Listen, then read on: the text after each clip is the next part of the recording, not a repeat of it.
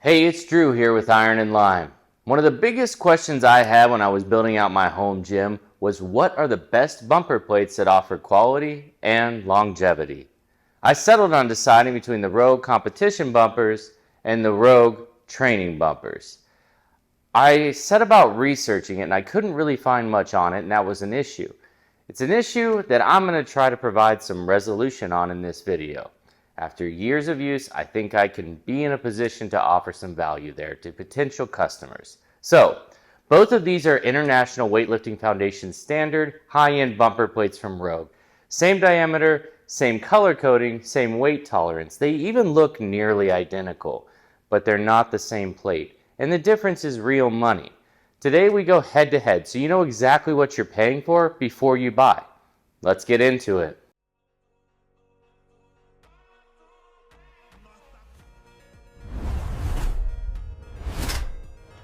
Alright, let's start with the quick specs. So the short version first. Both plates are IWF standard as I mentioned, 450 millimeters in diameter, 50.4 millimeter collar, steel disc insert, and they're plus or minus 15 grams in the weight tolerance department. Here's where they split though. Competition plate, 94 on the durometer, chrome plated insert. The edges are also much easier to grip when you're sweaty, and they look and feel better with the raised letters and numbers. Moving on to the training plates, we have an 86 on the durometer, so slightly less hard, zinc plated insert, and it's dull in appearance as you can tell, and the edges are not nearly as ergonomic and they can actually be quite slippery if you're sweaty. There's also no raised letters, so once the paint starts to fade, it's gone. Fortunately, we still have the International Weightlifting Foundation blue means 45, yellow means 35, green means 25. So if you've ever wondered about this, bumper plates are color-coded so that lifters, coaches, and spotters can instantly identify the weight on the bar from a distance. No manual counting, no squinting at the plate. The system is also standardized by the IWF and the International Powerlifting Foundation, so that's pretty cool, and also good to know if you're buying colored bumpers. Let's move on to the bounce and the durometer. The durometer measures the rubber hardness on a Shore A scale from 0 to 100. So softer rubber bounces more, harder rubber dead drops more. Let's dig into this. A Shore A scale has been the rubber hardness standard since the 1920s. A rubber band sits around 25, a car tire tread is in the 60s and 70s, and a hockey puck is around 90 to 95. So when a bumper plate is rated 86 or 94, it's usually very firm and on the very firm end of what rubber compounds can reach.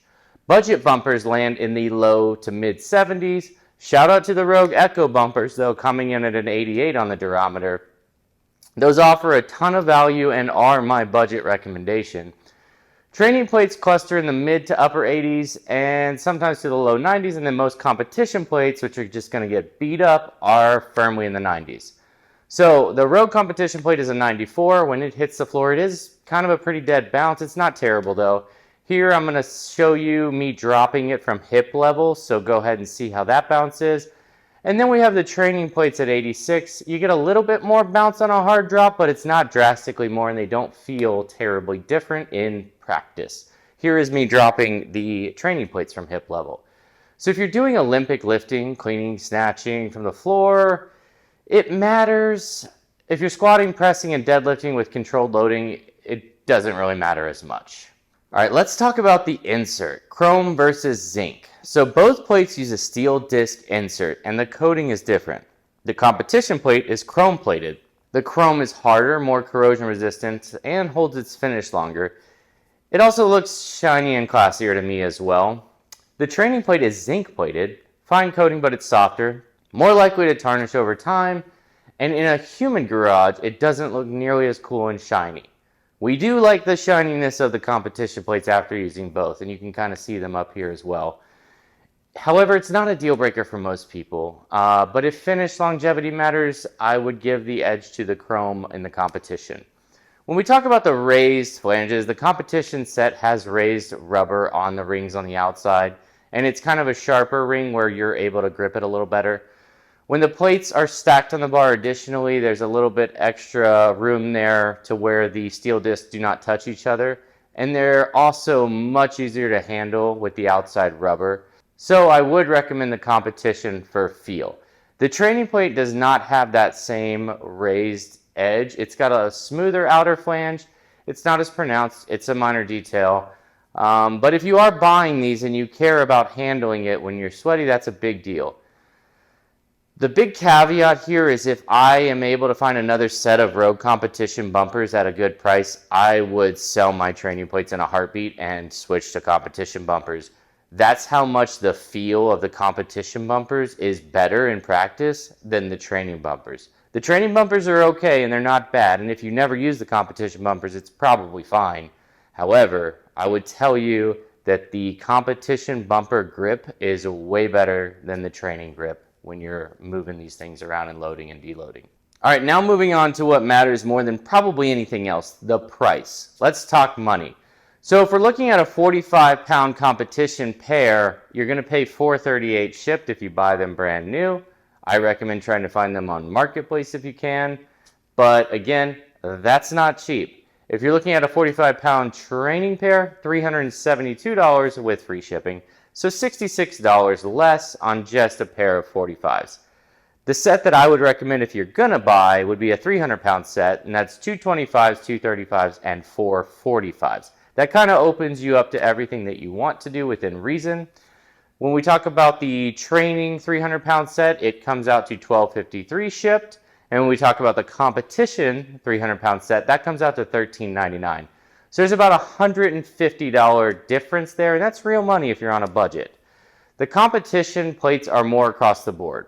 For what you get, the premium's reasonable, being that it's not that much more, but only if you truly want the competition plates. The training plates are not a bad compromise. They're legitimate plates. Having used them both, though, the savings is not enough to justify going with the training ones. If you're already paying over $1,200 for a bumper plate set, it's probably worth paying the $1,300 and getting the competition bumpers if you're really going to drop that kind of cash on your bumper plates. All right, let's get to the honest cons. So when we talk about the cons for the competition plates, the chrome insert is not scratch proof. Nothing is. Normal loading can scuff it, but there are ways to be mindful of how you do it. I'm extremely careful with my gear, and I haven't had any issues. The raised lettering can show wear over time, but it'll be much easier to touch up with a paint pen because of the raised edges. So the price adds up fast as well on these competition bumpers. That's definitely got to go on the con side. When we talk about the training bumpers, the zinc doesn't look as good as the chrome, and it also may not hold up as well. The color's not as vibrant either. If you look at the two colors, there is slight differences in how vibrant it is, so just be aware of that. Additionally, there's no raised letters, so once those things fade, once the letters and the numbers fade, they're gone. There's also a little bit more bounce, and the grip, and I cannot stress this enough, the grip is hands down worse than the competition bumpers. It is just absolutely no contest. I highly recommend the competition bumpers if you're moving around and handling it. It's just a much better grip lip, if that makes sense. All right, so who is each set for? Well, if you do a lot of Olympic lifting, you want the most controlled drops possible, you compete, and you want to make sure you have the same feel, and you like the ease and feel of picking them up, long-term durability and finish, and then you want to buy once, cry once, and you really just like the beautiful, expensive things in life.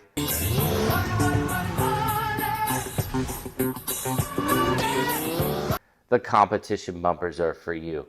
Now, if you want a serious plate at a slightly lower entry point, I cannot stress slightly enough, your training bumpers are strength focused and they have controlled drop hardness, and they're not bad. They're a little bit cheaper, a little bit more budget if you will, but they're still very expensive. So if you're okay dealing with the slipperiness and the potential loss of your markings over time and you want to save the $150 on the full set, go for it. There's really not a wrong choice here. If I was buying all over again, I would probably go full competition plates and just skip the training plates altogether. That said, you're not going to be unhappy with either of them. They're both great plate sets. All right. So that is it. That's my review after almost 2 years of use on these plates. The Rogue links are in the description. It's the same price for you either way, and it really helps support the channel more than you know. I greatly appreciate it every time. So with that, this is Drew from Iron and Lime Fitness. I am a veteran-owned, no fluff. I really try to give you some good insight from my use cases, and I'm out here at 5 a.m. every morning using this gear. So if this helped you make a better buying decision, please hit subscribe. Strength for life, fitness for all.